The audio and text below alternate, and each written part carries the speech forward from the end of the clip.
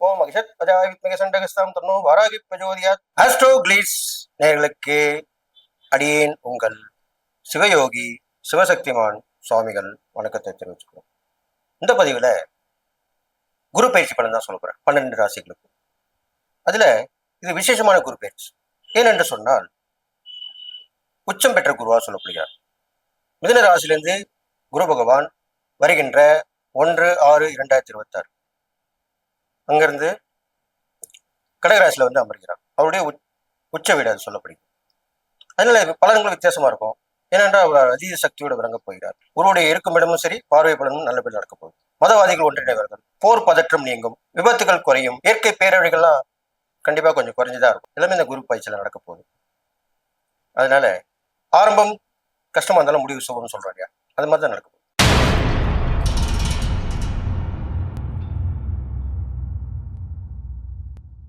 துலாம் ராசி நேயர்களே, குரு பயிற்சி பலன் தான் சொல்றேன். உங்களுக்கு தான். உங்க ராசிக்கு குரு வந்து 10ஆம் இடத்துக்கு வந்திருக்கார். 10ஆம் 10ல் குரு பதவிப்பாடுன்னு சொல்லுவாங்க. அப்போ இருக்கிற வேலை போயிடும். ஐயோ, ஏன் பயப்படுறீங்க? வேற வேலை கிடைக்கும். ஒன்று போனால் ஒன்று வரும். அதுதான் உண்மை. ஒரு கதவு முடினால் ஒரு கதவு திறக்கும். கேள்விப்பட்டிருக்கீங்களா இல்லையா? இதுதான் நடக்கும். அப்போ நல்லதும் கெட்டதும் கலந்து உங்களுக்கு நடக்க போகுது. துளாராசிக்காரர்கள் நல்லா ரொம்ப நேரம் யோசிக்காதீங்க. என்ன பலன் என்னமே யோசிக்கணும், உடனே செயல்படுத்துங்க. அவ்வளவுதான் விஷயம். போட்டி பந்தயம் வந்துன்னா அந்த கலந்துக்கு வெற்றி பெறலாம், தாராளமாக வெற்றி பெறலாம். எது இருந்தாலும் அதில் யோசிச்சு டக்குன்னு முடிவெடுத்து டக்குன்னு பின் வாங்கக்கூடாது. அப்படி பண்ணிடணும். நீங்க இந்த குரு பயிற்சியில் செய்யக்கூடிய விஷயம் என்னன்னு கேட்டீங்கன்னாக்கா, யார் யாருக்கு என்னென்ன தேவைப்படுதோ அதை தேவையறிந்து உதவி பண்ணணும். அதுதான் தான தர்மம். உங்க ராஜாபே சுக்கரன் மகாலட்சுமி அம்சம் கொண்டவர். மகாலட்சுமி உரையக்கூடிய இடம் என்ன? சாட்சாத் பெருமாள் தான். பெருமாள், கிருஷ்ணர், கண்ணபிரான், ராமர் எல்லாமே ஒரே அவதாரம் தான். இதெல்லாம் பண்ணிட்டு வரலாம். லக்ஷ்மி அம்சம் கூடிய விளங்கக்கூடிய பெருமாளை வழிபட்டு வரும். வெள்ளிக்கிழமையில தான தர்மம் பண்ணுங்க. உங்களுக்கு உகந்த நாள் வெள்ளிக்கிழமை. அதுவும் அந்த வயதான பெண்மணிகளுக்கு முதியோர் இல்லம் போயிட்டு வாங்க. அதுல வயதான பெண்மணிகளுக்கு முக்கியத்துவம் கொடுங்க. அதுக்கப்புறம் வயதான ஆண்களுக்கும் கொடுங்க. இவங்களுக்கு ஒரு 3/4 பாகம்னா அவங்களுக்கு ஒரு 1/4 பாகம் கொடுங்க. அப்போ கண்டிப்பா யார் யாருக்கு எப்படி பண்ணணுன்ற ஒரு விதி வழிமுறை இருக்கு. அதுதான் அப்படி சொல்லியிருக்கு. இதெல்லாம் பண்ணிட்டு வாங்க. அடுத்த துளாராசிக்காரன் பாத்தீங்கன்னாக்கா, கொடுக்கல் வாங்கலாம் கொஞ்சம் கவனமா இருக்கும். ஜாமீன் போடக்கூடாது. எழுதி வாங்கிட்டு தான் செய்யணும். அதுல கவனமா இருக்கணும். சட்ட சிக்கல் வராமல் பார்த்துக்கணும். அதுல நீங்க கவனமா இருக்கணும். துளாராசிக்காரங்களுக்கு கண்டிப்பா அது வரும். அது வராமல் பார்த்துக்கணும். இதுக்கப்புறம் பாத்தீங்கன்னாக்கா, நல்ல நல்ல எண்ணங்கள் மனசுல ஏற்படும். அதுல எது நடக்கும் அப்படின்ற யோசிச்சு நடக்கும். தாய் வழி உறவு மூலியமா நன்மையான விஷயங்கள் நடக்கும். சில பேருக்கு தாயாருடைய உதவி கிடைக்கும். சில பேர் தாயாரே வந்து அவங்களுக்கு நல்ல வசதி வாய்ப்பு கொடுக்கும். அவங்க விலைக்கு இருந்திருப்பாங்க. அவங்கள ஏப்பா ஆனந்தாலும் பெண்ணாந்தாலும் நான் உங்க வீட்டுல வந்து இருக்கேன். இனிமே நான் அங்க இருந்தேன், இப்போ உங்க வீட்டுல வந்து இருக்கணும்னு ஆசைப்படுறேன். அவங்க வந்துட்டாலே உங்களுக்கு நன்மை நடக்கும். அவங்க வசதியா இருப்பாங்க. அவங்க பண உதவி செய்வாங்க, பொருள் உதவி செய்வாங்க. இப்படிலாம் நடக்கும். ஆரோக்கியமும் நல்லா சீராகும். துளாராசிக்காரங்களுக்கு குழப்பத்திலே இருந்திருப்பீங்க.